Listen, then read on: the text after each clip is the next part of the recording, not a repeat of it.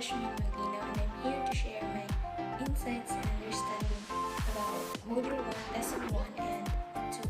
So first is Lesson 1, Selecting and Organizing Information. Expectation. The first part of the module, the expectation is already stated. It is stated that after a comprehensive reading, you will learn to distinguish and discover some techniques on how to make a cohesive presentation, such as using different graphic organizers to align your ideas. Just a brief introduction.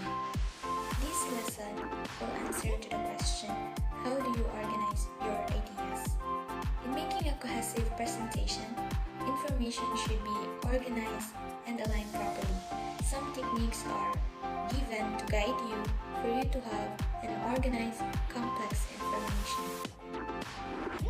Some strategies like brainstorming, outline, and graphic organizer are discussed in this lesson as a vital tool to organize information.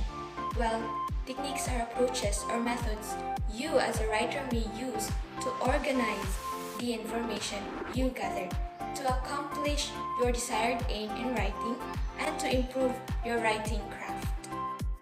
Brainstorming. It is used to generate ideas within a group or individual setting.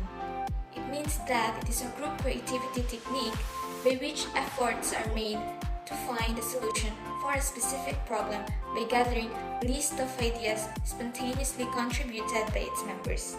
So, how does it works? It clearly starts with deciding for the topic and get some ideas from everyone. So, there are two methods of brainstorming, the idealist and the concept idealist.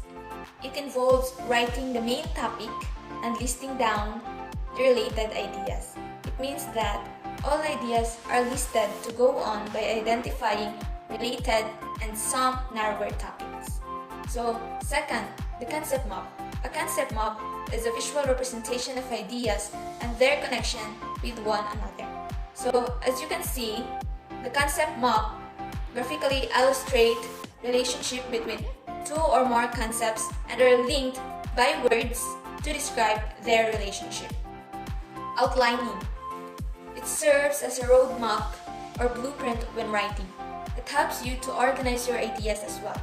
There are two ways to write your outline. First is the topic outline and the sentence outline.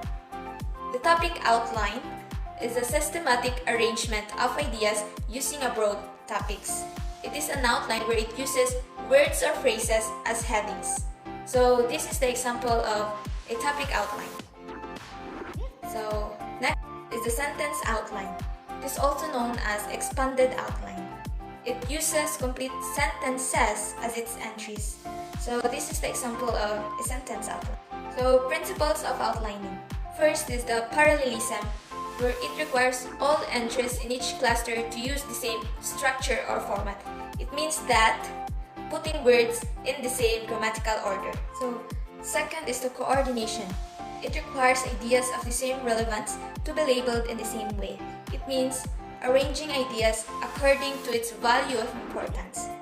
Third is the subordination. It shows that minor details have to be placed under their respective major details. It means arranging of ideas according to its level of significance. Fourth is the division. It requires that no cluster should contain only one item. It means that separating a kind of points by using consistent bases of separation and distinction. Graphic organizer. Graphic organizer are visual and graphic displays that shows the relationship among concepts of ideas. The main purpose of it is to provide a visual aid to facilitate learning and instruction. Now, let me share my insights in Lesson 2 about the patterns of development in writing. Lesson 2, Patterns of Development in Writing. Expectation. The first part of the module, the expectation was stated. It is stated that after reading and understanding it, you will learn to distinguish some patterns like narration, description, definition, and etc. Introduction. A pattern of development in writing refers to a particular strategy which writers use to develop ideas. Whether you are aware of it or not, you already use patterns of development to express yourself. Discussion. There are different patterns to develop ideas. These patterns are listed below for you to be able to use it in your productive writing skills. So, narration, the most basic patterns of development. It describes how, when, where an event actually happened. It means that narration tells a story, an incident, or series that leads to conclusion or ending. Second is a description. It is a pattern which it goes into details about specific person, object, or location. The characteristics of description. First, it has a clear focus and a sense of purpose. Second, it uses sensory details and precise words. Third, it presents details in logical order. It means that description gives information of what a person, an object, or place is like. Is the definition. It explains what something does, what something is used for, and what something looks like. It means that definition explains a concept, a term, or an object.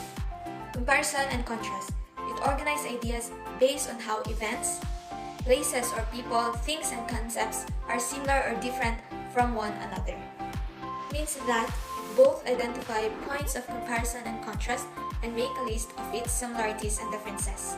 Cause and effect. It explains why something happened or what result a particular event produces. It means that cause is simply what something happened and effect is what happened. Problem and solution. It focuses on either problem or solution in a particular situation. It means that problem is unsatisfactory situation that causes trouble, and therefore it needs a solution, a way to deal with the situation. Sequence. It tells an event in order or in a chronological order. It describes steps, process, and procedures.